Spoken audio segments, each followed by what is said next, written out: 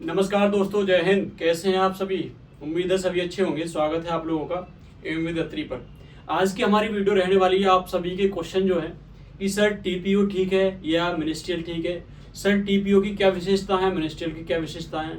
Sir salary किसकी ज़्यादा है, एलिजिबिलिटी यानी किस में ज़्यादा लंबाई चाहिए, किस में कितनी लंबाई चाहिए, किस में कौन सा सब्जेक्ट आता है। सभी क्वेश्चनों को समाहित करते हुए ये वीडियो बनाई गई है।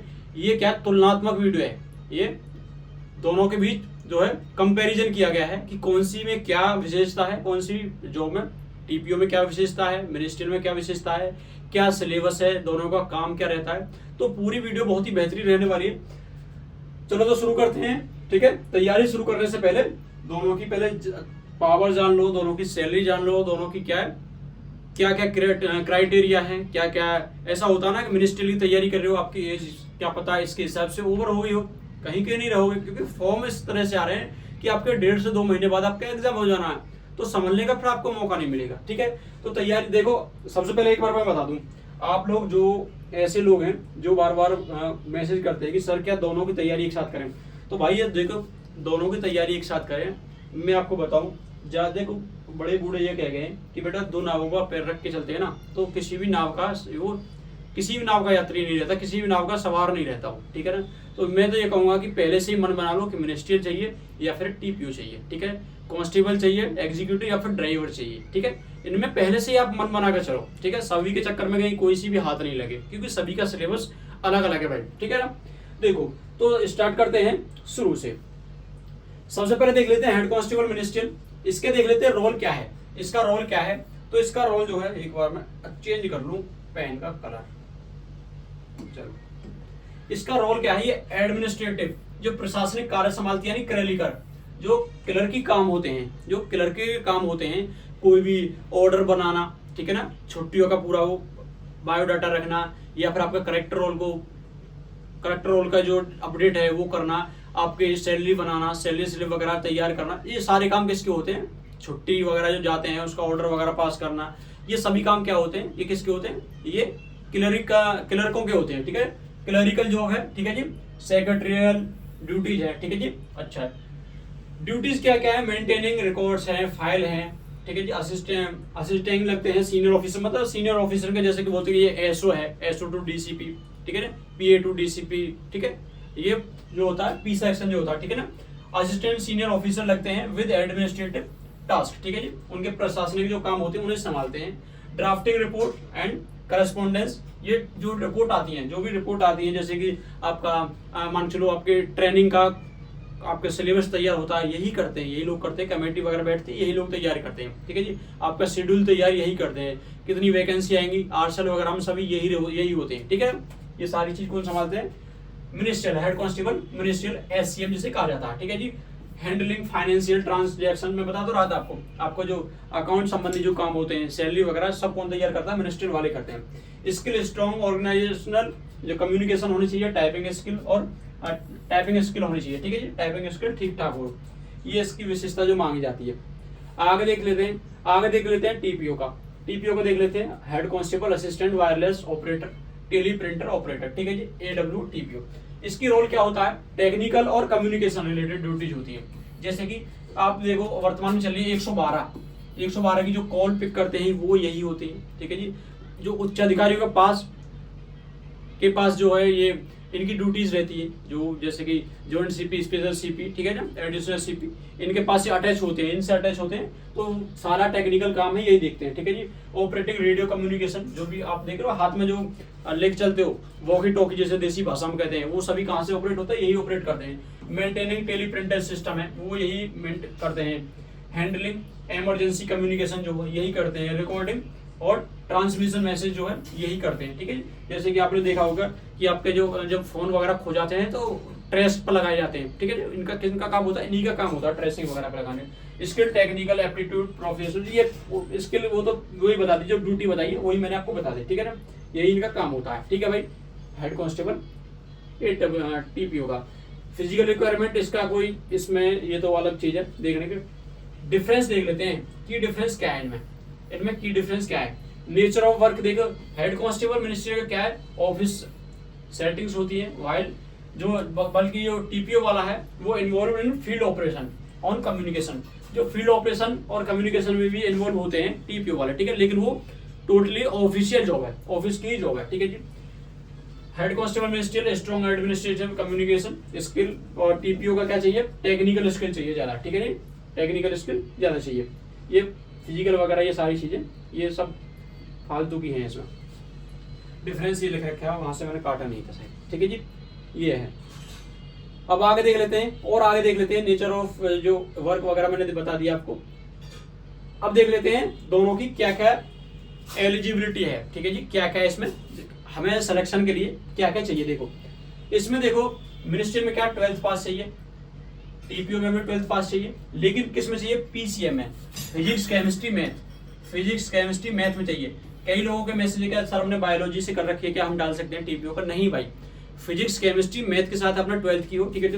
कुछ लोग होते हैं जिन्होंने पहले बायोलॉजी से भी कर ली और बाद में मैथ से भी कर ली, तो वो ऐसे लोग जो है डाल सकते हैं, ऐसे लोग फॉर्म डाल सकते हैं, फॉर्म फिल कर सकते हैं। हाइट की बात करें तो हाइट चाहिए 165 सेंटीमीटर, 165 सेंटीमीटर, बल्कि टीपीओ में चाहिए 170 सेंटीमीटर, मिनिस्ट्रियल में 165 सेंटीमीटर और टीपीओ में 170 सेंटीमीटर। एज क्राइटेरिया की बात करें तो 28 से 25 साल होना चाहिए यूआर के लिए, ठीक है जी, अनरिजर्व के लिए, जो जनरल कैटेगरी के लिए 28 साल से लेकर 25 साल के बीच में एज होनी चाहिए। वहीं पर टीपीओ में एज होनी चाहिए, एज मांगते हैं 18 से 27 18 साल से 27 साल के बीच में अगर तो आपकी एज है, मतलब 25 को यदि कूद गए हो आप, तो आपके पास किसका मौका है, टीपीओ का मौका है, ठीक है जी। अब इसमें रिलैक्सेशन मिलता है ओबीसी के लिए, ओबीसी के 3 साल का, और एससी एसटी के लिए किसका मिलता है, एससी और एसटी के लिए 5 साल का, ठीक है जी। मतलब एससी एसटी वाले इसे 30 साल तक देख सकते हैं, और ओबीसी वाले कितने तक देख सकते हैं, 28 साल तक देख सकते हैं। ऐसे ऐसे इसकी बात करें तो इसे देखो ओबीसी वाले जो है वो 30 साल तक देख सकते हैं, और एससी एसटी वाले जो है वो 32 साल तक देख सकते हैं इस जॉब को, AWTPO को, ठीक है जी। ये सारी चीज क्या क्राइटेरिया चाहिए, क्या आपके क्वालिफिकेशन क्या चाहिए, हाइट कितनी चाहिए, एज कितनी चाहिए, ये हम सब चीजें देख चुके हैं, ठीक है भाई, यहाँ तक आपका क्लियर हो गया, ठीक है। अच्छा, अगर एग्जाम पैटर्न की बात करें तो क्या क्या देखो, जीके जीएस की बात करें तो देखो इसमें भी बताऊं मैं 100 क्वेश्चन आते हैं 100 मार्क्स के, ठीक है जी, 100 मार्क्स के आते हैं, और इसमें भी 100 क्वेश्चन आते हैं 100 मार्क्स के, ठीक है भाई, एक क्वेश्चन 1 मार्क का आता है, ठीक है जी। जीके जीएस की बात करें तो मिनिस्ट्रियल में 20 क्वेश्चन आते हैं 20 मार्क्स के जीके जीएस से, ठीक है जी, और इसमें भी जीके जीएस से 20 क्वेश्चन आते हैं 20 मार्क्स से, तो जीके दोनों में समान है, ठीक है भाई, सेम है। मैथ की बात करें तो 20 क्वेश्चन आते हैं 20 मार्क्स के, ठीक है जी, 20 क्वेश्चन आते हैं, और यहाँ पर टीपीओ में बात करें तो 20 कितने क्वेश्चन आते हैं, 25 क्वेश्चन आते हैं, पर टीपीओ में 25 क्वेश्चन आते हैं, पर मैथ देखो उसमें ज्यादा आता है।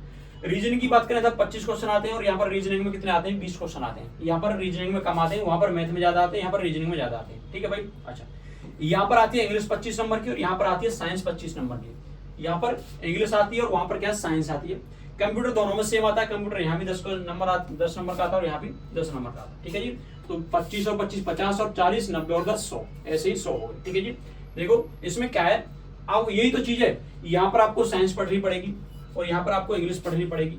अगर आप लोग जो कह रहे हो कि क्या सर हम दोनों की तैयारी करें एक साथ, दोनों को एक साथ दोनों की तैयारी करें, दोनों फॉर्म फिल करें, अब वो आपकी मर्जी अलग है, लेकिन यहाँ पर देखो आपको इंग्लिश पढ़नी पड़ेगी और वहां पर आपको साइंस पढ़नी पड़ेगी। बाकी देखो सेम है, बाकी सभी सेम है। ऐसे ही जैसे हमने टीपीओ और मिनिस्ट्रियल हेड कांस्टेबल की बात करी, ऐसे ही हम ड्राइवर और कांस्टेबल एग्जीक्यूटिव पर भी बात करेंगे, ठीक है। अभी यदि इनमें से आपको कोई डाउट बचा हो, अब भी यदि आपका कोई भी डाउट बचा हो तो आप मैसेज कर सकते हैं, ठीक है। अच्छा, अब आगे आ जाती है जॉब प्रोफाइल।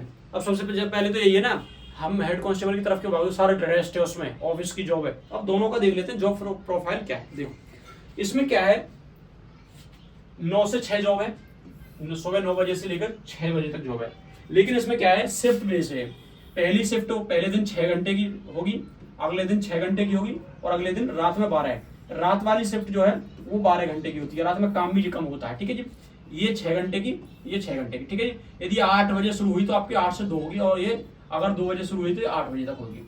अगली जो 12 जो रात वाली है वो 8 बजे से सुबह के 8 बजे तक होती है, ठीक है भाई।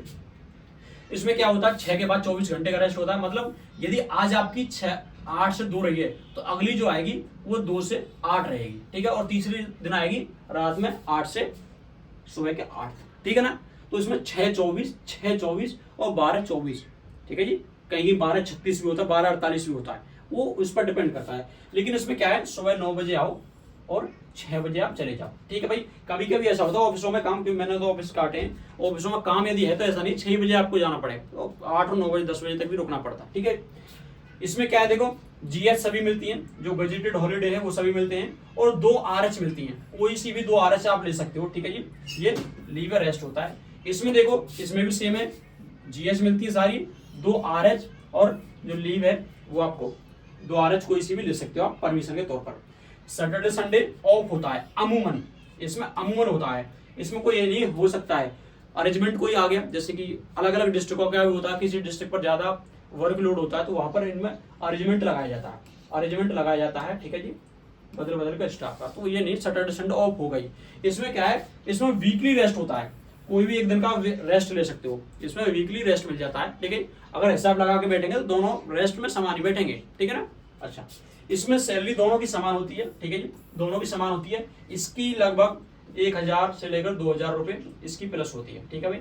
इसकी लगभग 1000 रुपए के आसपास का डिफरेंस होता है, ठीक है।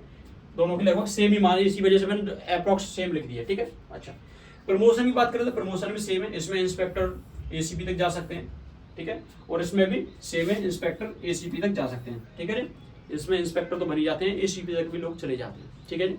अगर आपने ओटीपी वगैरह कुछ ऐसा ले लिया तो फिर आगे और है भाई, 2 ओटीपी मिल सकते हैं आपकी पूरी सर्विस में, ठीक है।